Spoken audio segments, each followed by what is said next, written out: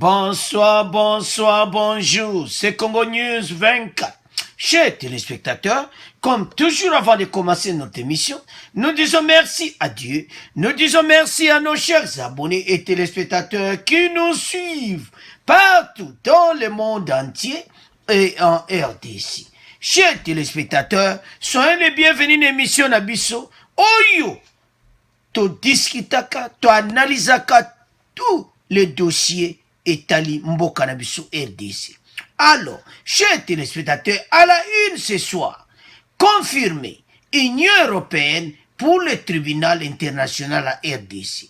Chers téléspectateurs, les a maintenant confirmé, Bango Baza pour Yango, Union européenne, alors na Parlement européen, le Baza favorable. Donc Baza pour créer des chambres mixtes. Alors, toko développant une émission na bisopo, et zaya kuina, na boya ngambu tamba ko katsa, donc eko zapela mubulu.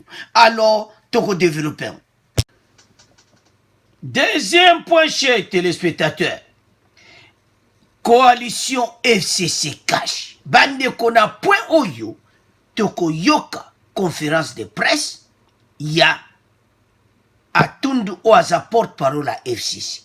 Alors batika makambo nzela bazongela makambo bureau et puis parlement tango bazokota bapesa mbongo pour coalition etambula bande konanga batu oyo baza compliqué lobi lobo mona baza pena pour la coalition lobi lobi baloba nde musalo toko développer ngo bande konanga et puis na pour analyse bande konanga on va parler vérité sur dossier Fayulu Ngoyi Oyo, basé comme menacé président de la République, était à basa ko appuyer démarche ya Théodore Ngoyi.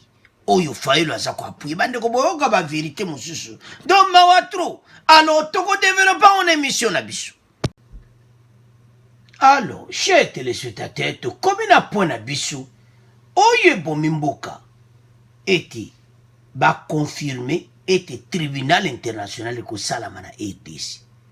Donc européen va confirmer qu'il y a vendredi. Donc RDC pour le moment c'est à Kuninga. FCC kuna do mobulu na PPD. Ba crime yoso salamaki na est. Tribunal international zo salamana RDC. Eza mobulu. Et puis Denis Mukwege européen va voter était makama menace de mort na eba sengi fachi ba surveiller pena makasi ato divisa mwande premier parti to kolobana ndenge ndeni ba so surveiller Mukwege et puis deuxième parti to koloba pona oye ya tribunal one. Des organisations saluent la réaction des députés européens sur les menaces de mort contre le docteur Mukwege. Docteur Mukwege alobaki basa la tribunal international. L'air kaka alobaki le Kambouana, télévision rwandaise ba kotinde ozomona ba mikonzi na bangwana, ba logi na télévision ba bani ko menacer Mukwege. Alors taba menacer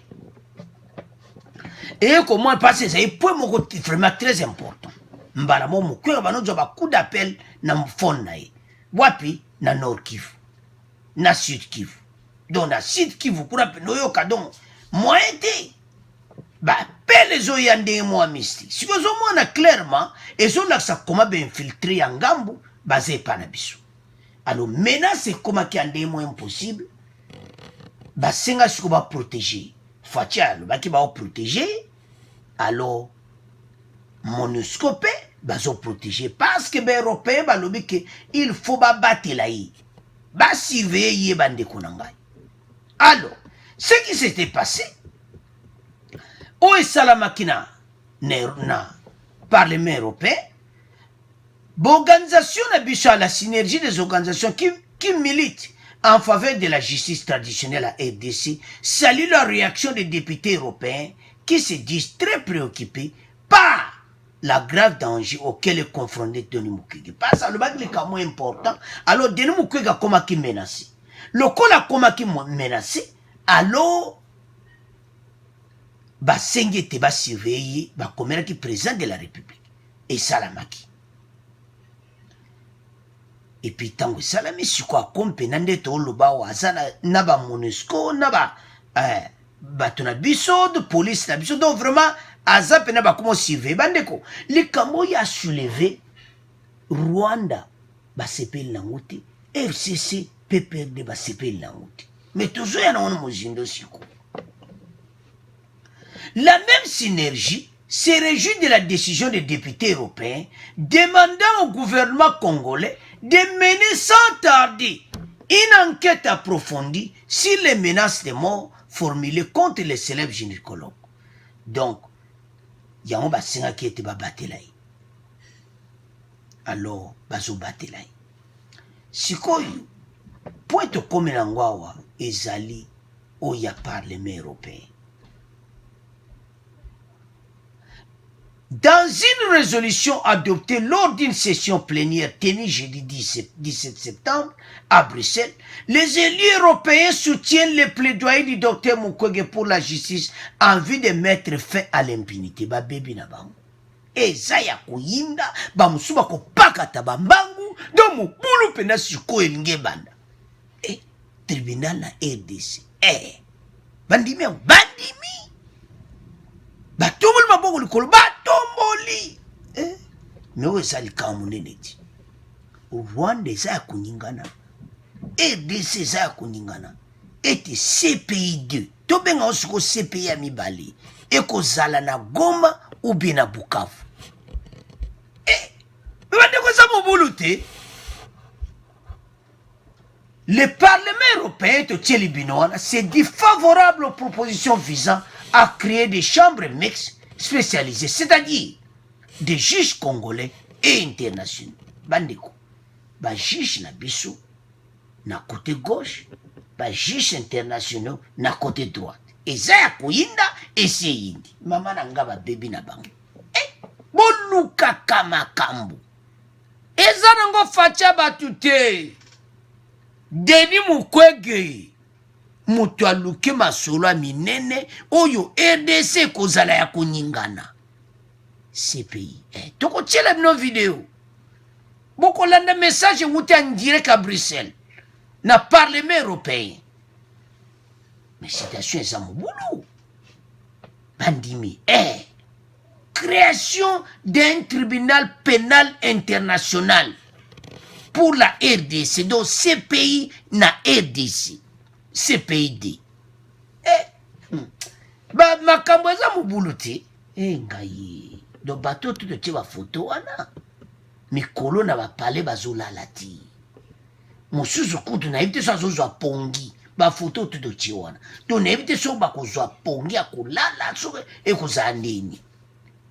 Tribunal na RDC. Ekozala wapi? Le msu na Goma ou bien na Bukavu.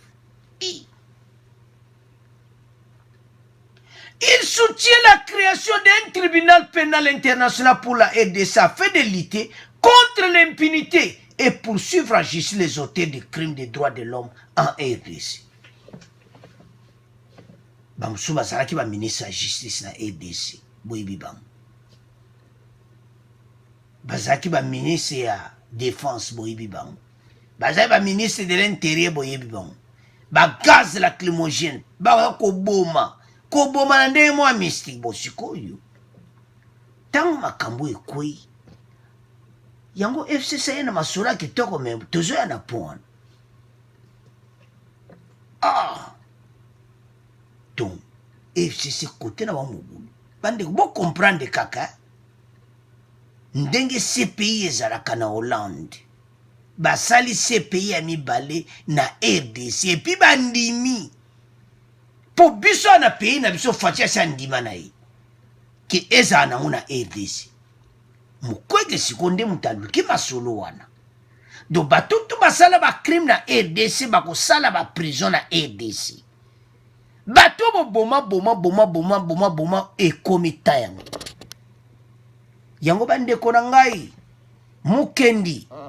Oyo ba perde ba vie na bango. Batu wana tu. Bozala lez ba famille wana.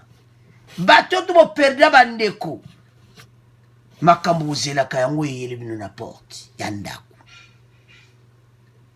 bokoyoka vidéo, bokoyoka message à Parlement européen. Des chambres, donc, na kati ya chambre, on place ba Sam Sabatu, côté oyo, et ça va juge congolais, côté oyo ba juge internationaux. Na ba juge internationaux, par exemple, américains, européens, oh, ba baby na bango. Donc, na si mikolo bazo la lati. Na ebite so ba ko pakata mbangu ndenge nini, ba musu lero bazo luka ndenge nini, baba na ko benda na bango lera ngo. Po, na ndenge ko salama. Bande onanga bo comprendre kati bazo sambisa yo awana Goma na nido tribunal international et puis ntango bakosala tribunal wana eza te oyo ya ndenge ya biso nde makala ezali eza pene oka CPI. Donc on dirait babono tia yo na vol mbala moko Hollande na nde makambo ekedo vol direct Goma Pays-Bas makambo yango eza mobulu même nga tana tangi yango na bi bandimi donc Europe na bandimi penaki esalama na RDC bakotonga tribunal international mais babebi na bango et puis makambo ezalaki banda kala mokwege nde moto atiango pression yango bazali komenasi bandeko na nga bato to boza na baproblème basolution nango iyi sans plus tarder toyoka le Parlement européen bon auto avancer mission na biso beko ya Union européenne bapesi maboko na bosenga ya prix Nobel ya kimia pe ya mbano ya Sakharov Dr Denis Mukwege mpona bokelami bwa tribunal pénal international mpona ekolo Congo démocratique balobi esengeli ba chambre mixte miye mikosangisa bazuzi ya Congo na ya molongo misalema. Alors, chers téléspectateurs, nous avons suivi Moboulou na Moboulou. Des chambres, des chambres mixtes. Hein? Spécialisées, c'est-à-dire des juges congolais et des juges internationaux. Et ba juge wana kotoyo ju état de droit fati bavandi wana kotoyo ba juge internationaux. Ngana ko défendre aussi ko. Hein?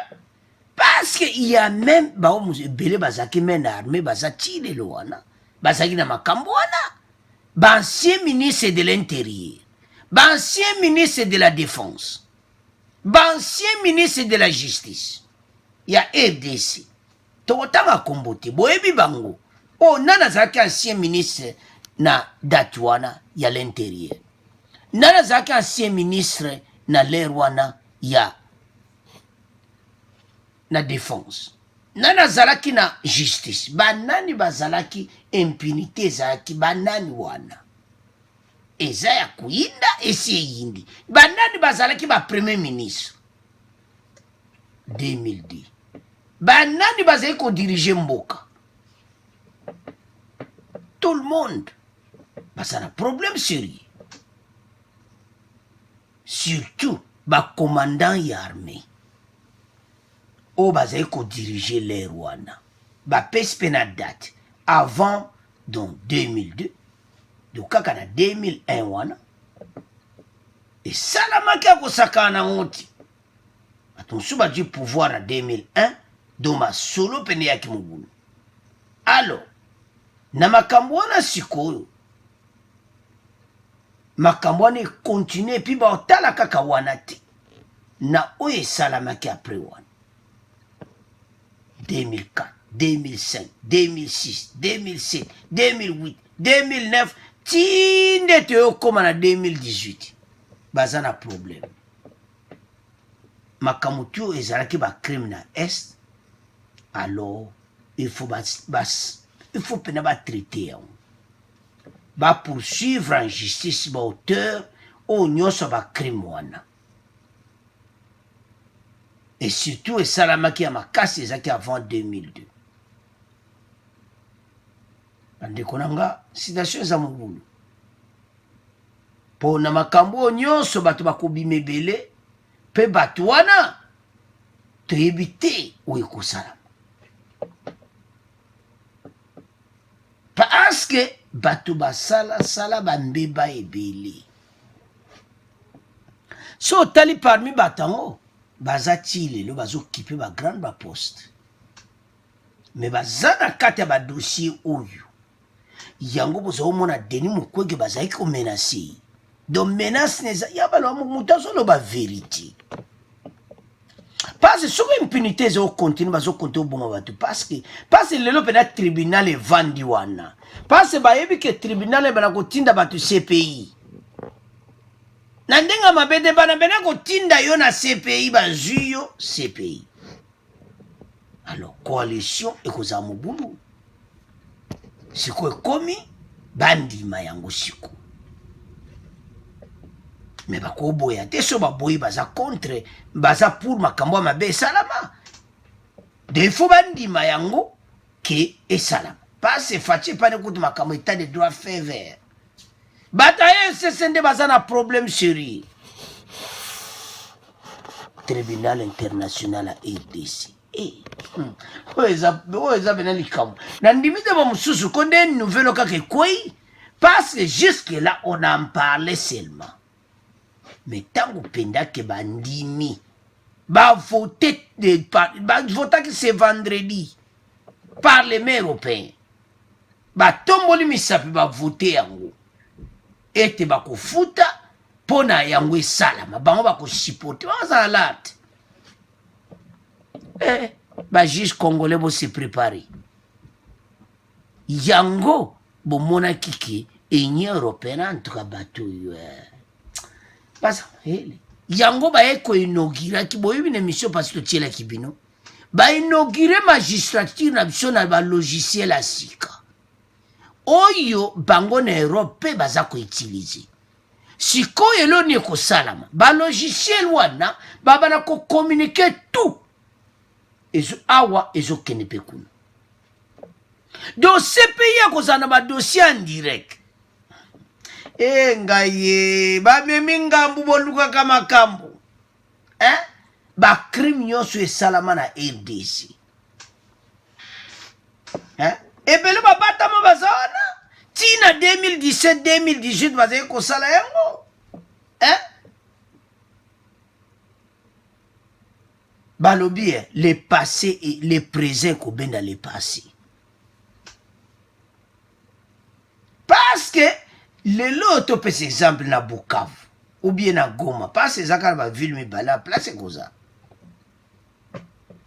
mbala moko tribunal international ya bacrime nyonso esalama na EDC bamosusu abonga akombo abonga babi o CPID naseka nano CPI ya mibale na kati ya RDC bandeko dossier eza mobulu CPI ya mibale na kati ya RDC donc soki oya basambisi bazwi donc bamo avion CPI te botika bajiko makambo eza mobulu donc mosusu ntango okomaka babika ngai tobebi na biso chers téléspectateurs badossier eza ebele oyo esalama ya kala na oyo esalama apres wana parce que bamoni ete mpo bacombattre impunité na RDC une résolution qui marque un tournant dans le combat contre l'impunité à RDC selon Jean-Christophe Kijana, membre de la coalition congolaise pour la justice à l'obéité et une bonne nouvelle. Et nzambe tala ba mouton bozali ko batama mouton bozana problème awa bato tout bakota ba dossier parce que wana eza sur makambo na biso te makambo ekomi nini tribunal mix et puis bavote yango na Europe donc wana tokobengo kaka topesa kaka kombo te CPI numéro 2 na RDC bazwi okamba mo mpepo a partir ya Goma mbala moko vol direct sikoyo il faut batia bavol moko direct entre Pays-Bas na Goma eza ya koyinda bandeko na ngai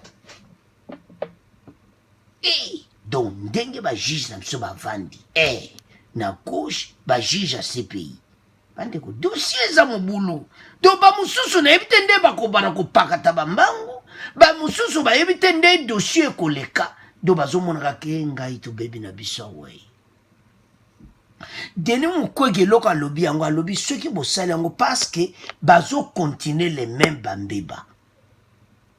Alors chers téléspectateurs totiki mpona bino do botu babatamaki CPI numéro 2 ezosalama ekozala na Goma ou bien na Bukavu basi eza na est babana kosamisa bango mbala moko avion ale Pays-Bas eza mobulu. Alors totika yango na bino avançons. Alors chers téléspectateurs dossier FCC cash. Message de FCC parler à Tundu sur la coalition. Et puis on va parler, il y a vérité dossier Faïlou Ngoï. Alors, na dossier FCC, bazalaka ceux qui baye moto ye koto ye ba calme. Donc ba joua ka couteau moko don double tranche. Donc bazo do koto ba lobby koto bo. Ce qu'on l'a dit message à Tundu et Zaki coalition bazala ensemble, batam samboka. Alors que coalition entre bango kopota nezali. Alors eza mubulu bandeko nanga. Na première partie ou. FCC ba un message ya pesi habito tika. Kobomana entre biso to tika balabala, la rue et puis d'autres ongla ba dossier na bureau. Donc, d'une manière ou d'une autre, totika auto zopotana, totam samboka, bureautique, tout ça moussale sala. Boye mikolo basé sur la dossier moussale zopotana entre président Félix et Kabila, si dossier ya ministre de justice. Bango zo sala ba mubulu na poana, parce que bango bazo monake ba perdre ministre de justice. Bon, je ne sais pas, c'est lui qui démissionne. Comment il va remplacer alors qu'il y a un vice? Parce que vice-premier ministre, Azana Kaou, premier ministre Azate, il y a Zuebonga. Alors, ministre on a démissionnaire. Ah, Fachaza très intelligent. A démissionné ndé. Que balong, non, il y a démissionné qui? Démission l'action. Nazation a pour sa place, voilà, d'une manière ou d'une autre. Donc, c'est-à-dire, on ne peut pas remplacer. Moto a place Simanaya Kotawana. Alors, chers téléspectateurs, dossier Oyo et pessimo boulot entre banques. Et puis, septembre, toujours côte. Parlement ont voté à Mibeko. Ba dossier zebele na parlement. O itondi, o ipendo ya kawinda. Mais ba si ba juge déjà alerte. Ba yebike. Na makambo oyo. So landi message ya Tundu tambo la no mona ba senge pena calme ça. Calme ko. Alors, ala Tundu lui tout tika la rue. To zonga la bureau. Tout am sambo ensemble. Et puis parlement a sangana abimisambo. Parce que les ala qui bango boba ko chauffer parlement obo bisalwa minako sakata bote mais comme na nenga calme. Donc tango bazoya na nenga calme ozo comprendre ni kamo ko ezawana. Facha ebine ba jina ba. Donc asa ebi bango ne bata otambo ana ba. Alors, et ça clair dans le dossier que FCC a besoin de Moussamboka ensemble qui m'a ezal. Alors, sans plus tarder, tout yokale à Tundu, bon, on continue mission à bisou. Le Front commun pour le Congo FCC appelle ses partenaires de la coalition au pouvoir et toute la population à l'apaisement au moment où le pays traverse une crise économique et politique multiforme. Dans un point de presse tenu ce jeudi à Kinshasa, André Alain Atundu, communicateur de cette plateforme politique, demande au Parlement de doter le gouvernement d'un budget conséquent afin de relever tous les défis auxquels il fait face. André Alain Atundu au micro de Paul Matendo. Sur le plan financier, la République est sur la corde raide, pour être plus concret, n'a pas les moyens des enjeux qui s'est fixés et des défis qu'il doit affronter. Et sur le plan politique, la République est au bord du gouffre parce que la cohésion nationale, qui est le nerf de la vitalité de la nation, est mise en mal et ne voit pas venir le danger de l'extérieur et de ceux qui sont parmi nous. Voilà pourquoi il faut que nos partenaires puissent se ressaisir, reprendre leur place au pouvoir, de partis de pouvoir. Ils doivent déserter la rue pour investir les bureaux. Parce qu'aujourd'hui, la population n'attend pas les démonstrations de rue de leur part, mais plutôt des solutions issues des bureaux réfléchis. Alors, chers téléspectateurs, nous avons suivi. Le bitan oyo temps, la population, pour la première fois, FC Sami qui tient pas nos téléspectateurs, habite aux la population, tous à la calme, na moment où ils payent au parcourir, point moko, où il faut payer mboka, et que la direction a bien parce que financièrement, vous avez été Covid-19, n'a pas payé belé, la situation financière est en bout. Alors, FCC, pour la première fois, sa peuple congolais, qui est aux à la calme, la moment où tu as abandonné la rue. Bana wewa boyokia, ale tunda lobi botika nanu nzela. Donc, ma solo bazoya na ngweza na ngoya calme. Donc, baya na solo mbutu te. Soki te koyindela bango alo bamoni ke bapesa ya signal ete na parlement bakobimisa ndenge ala olie ke bayela biso loi mina kusakata. Donc bon comprendre siko balobengo et la population, les deux partis au pouvoir na bisopi. Alors, chers téléspectateurs, ndebo landiano zo comprendre clairement était FCC balingi mboka babi à ce moment difficile bazana besoin mboka etambola na kimia parce bayebi tango bango bayaka na balwa wana parce bayebi bango mpe baya conscient bandeko nanga bayebi ke parlement oyo makamba vota kezana ngo pene ya peuple te bayebi na bango eza ben tere na bango. Le kolezaka ben tere na bango bayibi babebi ke tango to sala ngo peuple mikolo zo tomboka na ye peuple ngo pe soka tomboki bana kankonde bayaka lisusu pe lisusu ko aider ete ko attaquer peuple te to peuple so abwe ba on ba okota ti alors ba moni wo elekaki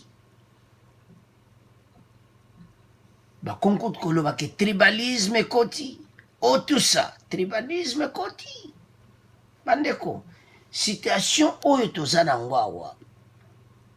Et la situation moko FCC na cache ne ba otambola. FCC a yebi bien position en fachi.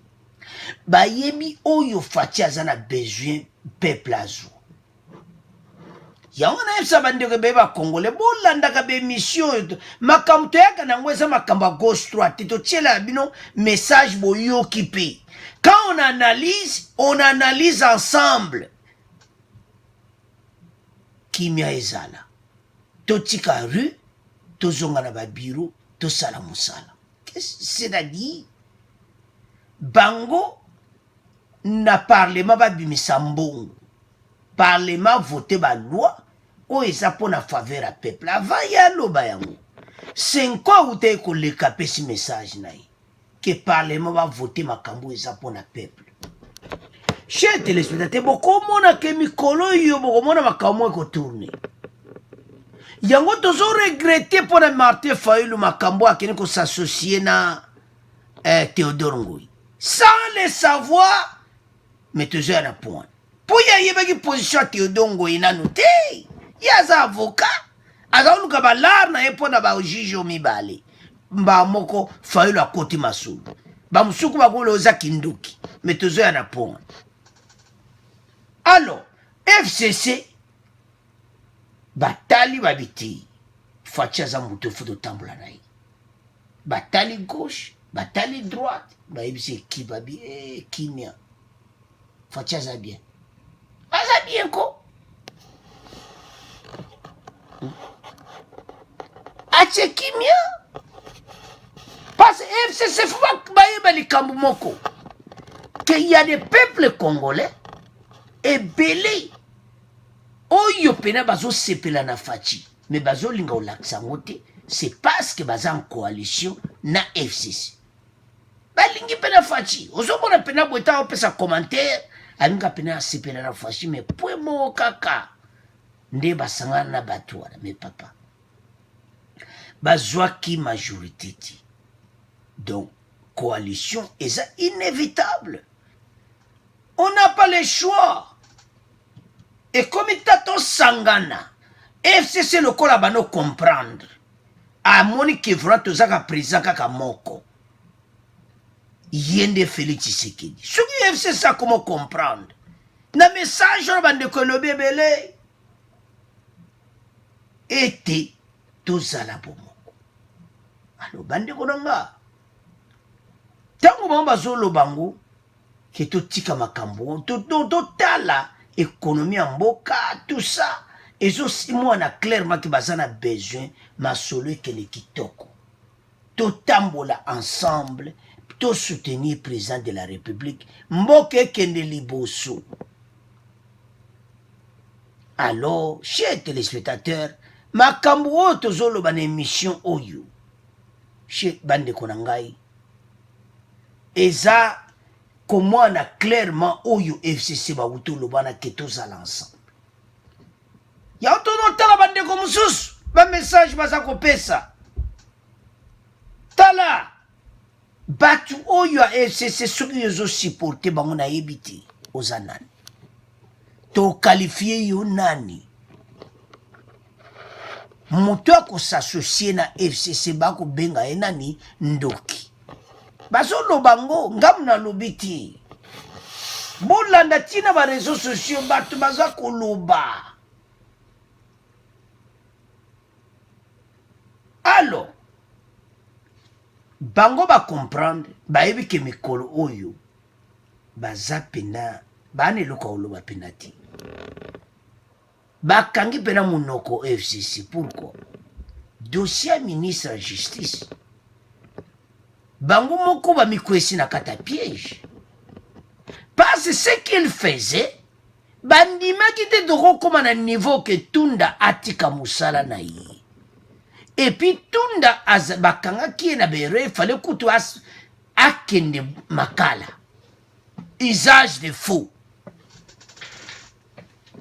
Donc tant bakangaki ye na usage de faux solution a bien ezalaki abendana na kimia parce que bayebi que la république des juges evandi wana botika bena takaisha sa musala na ye bomitungisa mati soki oyo ale atundu message aye nango ete kimia batambola batika la rue batala musala nde ezokende FCC botika faci calme atamusa mboka bowela makambo wana te oyo ezoleka gauche droite parce que faci kutu bazolobaka azoprotege régime wana mais bino régime wana faci bazolobaka azoprotege bino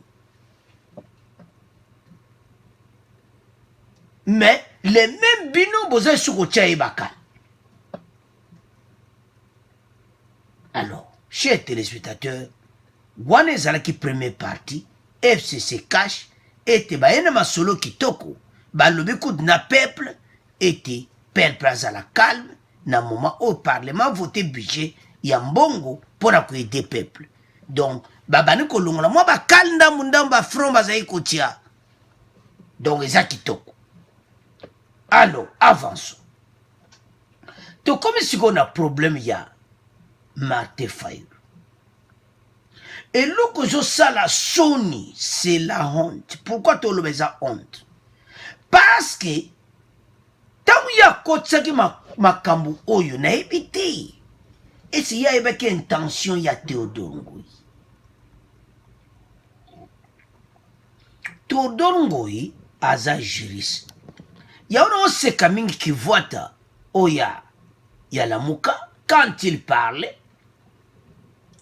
Tala bande konanga Théodore Ngoyi aza asala boulot na ye. Eza cop na ye boulot na ye bako fute na ba juge baza na la. FCC bako futa ye. E babengo ba cop moko indirect. Parce ba juge le so ba komba chômeur eza pona nani FCC. Donc yeme so misi mo patas apesi Théodore Ngoyi. Tala lari ya Ngoyi. Tala masolo tala ndenga okena. Ya jiba la na ye d'une manière d'une autre aza kolande aza na point na ya kobatama ke na zawana eza pona ba juge mibale. Siko dossier ndengo wana yo failo kino kota ngo ndenge nini. Comment yo failo zondima Fachi azala présenté mais Tambwe Mwamba azala président. Na yipte sona benga ngo nini. Bako benga oko loka ubi eza nini. Bako benga okindoki ubi ena. Congolais nyonso yebise bon. Totieni no batu mibale. Fachi na Tambwe Mwamba. Nani yolinga azala président. Nandimite to mona ta Congolais atombola mosapi. Mais boba lobaka mabe pona na Fachi boba lo mabe pona IDP so balo na mona mutu te. Bakolinga Tambwe azala présidente.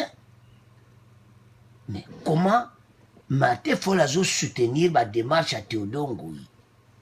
Et puis les Congolais bata Lamuka basaka appuyer. Alors Lamuka bo Lamuka nebo Lamuka. Waneza fokop eko beta na libanga na beton ezongi.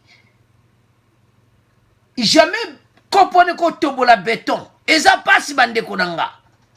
Alors, yango sono otala Natalia. Martin Fayulu. Parce que Théodore Ngoyi aza na ba affaire na yaza juriste. So le premier yaya le non défendre ba juge mibale. Il l'avait même dit. Ah ça boulot na ye. Bongo etali Martin Fayulu wapi. Pourquoi tu au côté?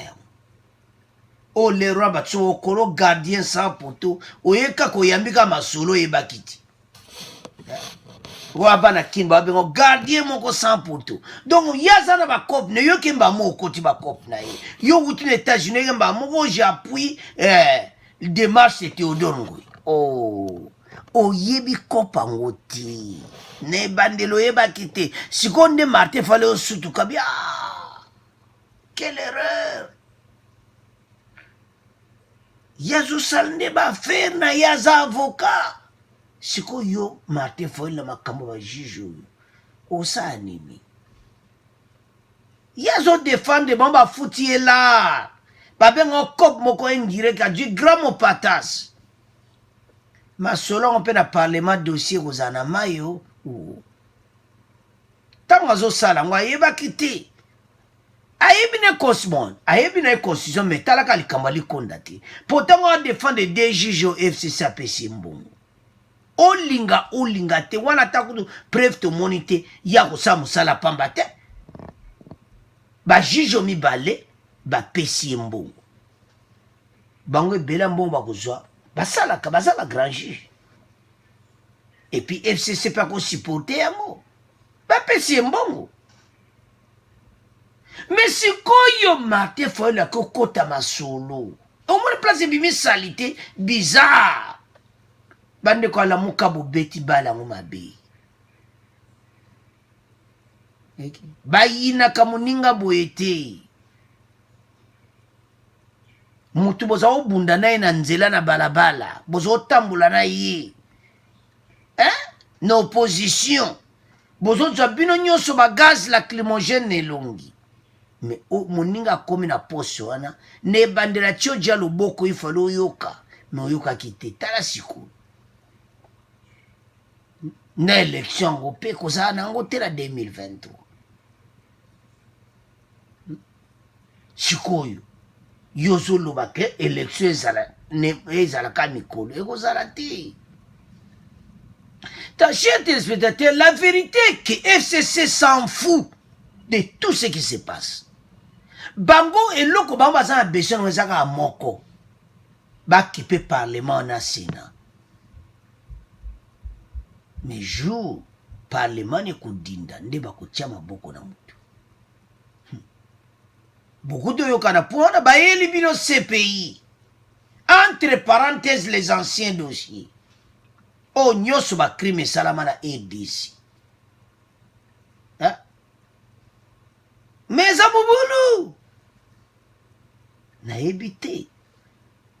Bande konanga situation oyo ezo senga ba congolais te comprendre. Alors, chers téléspectateurs, en tout cas, Martin Fayulu a sali erreur moko onan basalati. Écoutez, il va regretter. Pourquoi Kotaki Masolo? Pourquoi Kotaki Masolo à Théodore Ngoui? Nane, yazo traité ba dossier na ba client na yi. Yo yemba mo ou d'États-Unis au Japon. Ya montina ba lobiki o ezakindoki. Ondima tambwe mambaza la président de la République. Oloba peke parce que yozo ling c'est clair mutu akolinga tambwe aza la président de la République aboya fachi botala mutu amalam so azani infiltré azani congolais un vrai congolais aloba non malam kutu na joranga ko ata fachi kina ko jwa tambwe batie bina bango mibale wana ke bopona nana kopona Congolais qui ne pona tambo na ndimi te mbe bo batiaka makela bakondima te balwa te ka fatia zwana mais yo singolo bakeja puissant bo wana pena bo jouer mabe. Alors chers téléspectateurs les amawa trop to comment tika ngona bino bo abonner massivement bandiko na ngai premier poto baki nde o moni CPI mais mi balezo kitana ADC pour ma crime salama pour un dossier Mukwege pesa qui na parlement européen. Et puis pour Asuka, ils ont autour le FCC a changé langage, ma solonde comme Kendi. Alors, merci Nande Bolandi émission, merci pour avoir commentaire. Au revoir, à la prochaine.